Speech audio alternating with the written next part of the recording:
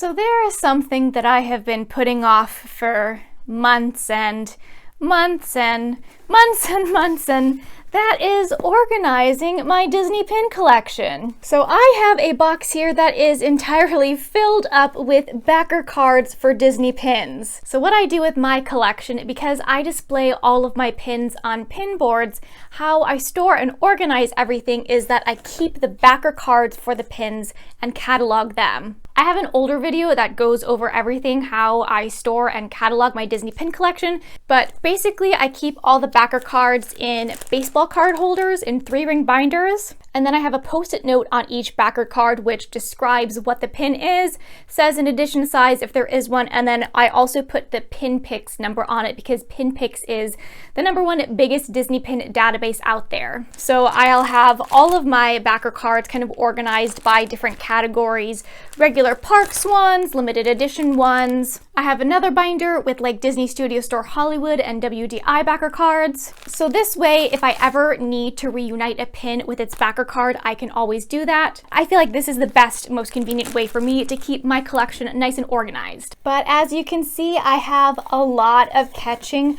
up to do with pins that I need to organize. For the majority of these, I already do have a post-it note on them that says what the pin is, but I still need to look up and add the PinPics number. That can often be difficult because PinPics doesn't always update regularly, and sometimes there will be a long time where a pin isn't uploaded, so there isn't a number for it. So I'm just gonna say today, if there's a pin that I can't find on PinPics, who cares? It's going in the binder. And then I have backer cards that I don't know which pin it belongs to, because there was a time when I was lazy, or I wasn't lazy, I was out of post-it notes really, so I didn't have anything to stick on the back to know what it is. But these backer cards have the SKU number on it, and pretty much always on PinPics there will be that SKU number that you can look it up by. So that's going to be my hope for the ones that I don't know what pin they belong to. So I guess let's dump this all out and then try and sort through the mess.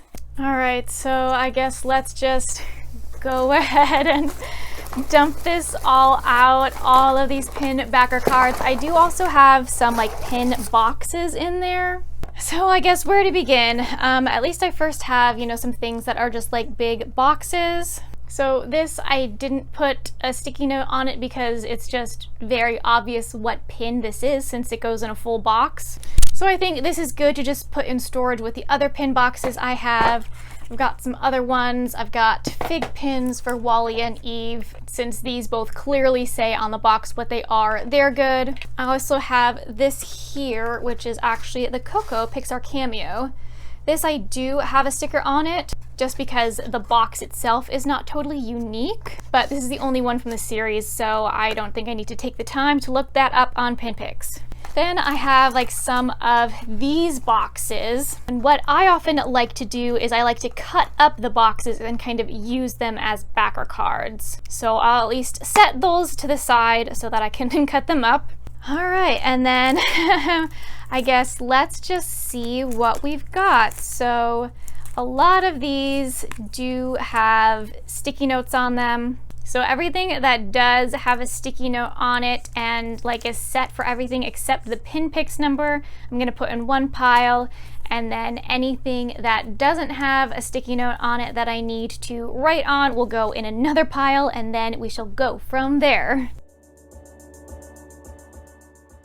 Pausing already because I found one that I already have all the information on. So I'm gonna put this in a third separate pile because this is just ready to go into a binder right away. This is a very inefficient time lapse because yet there's another thing. I have backer cards for fantasy pins. And these I don't really catalog, but I do kind of save them, and I just have a thing full of backer cards for the fantasy pins. So I'm gonna put these now in a fourth separate pile.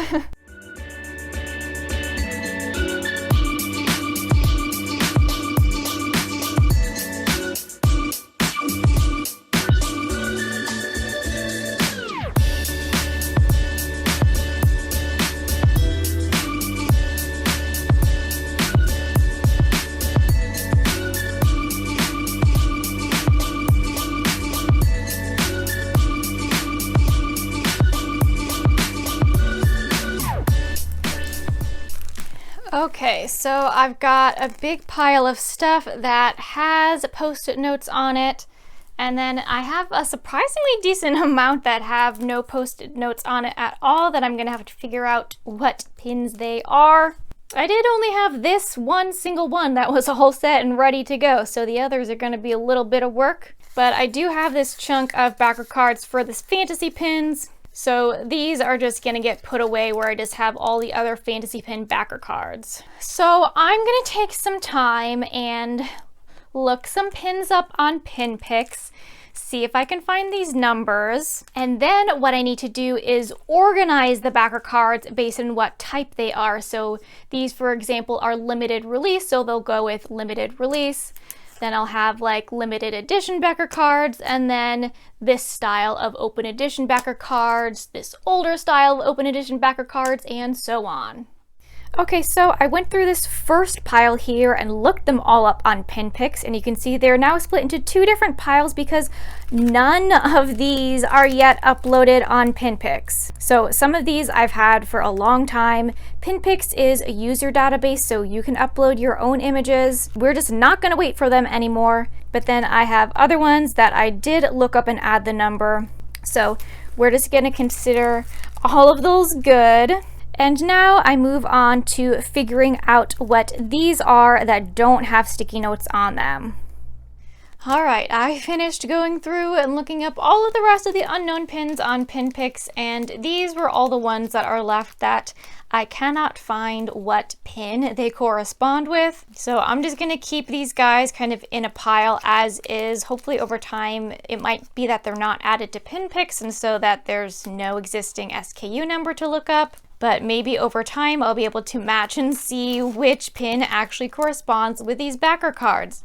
But all of the rest I figured out, and one thing that's super nice on these Loungefly ones is that it says right on the backer card what the pin is so that you know for sure. And I think Disneyland Paris also does that, so that's a kind of nicer thing. But now I'm gonna move on to and sort these all into different categories so that we can go ahead and get them in my binder.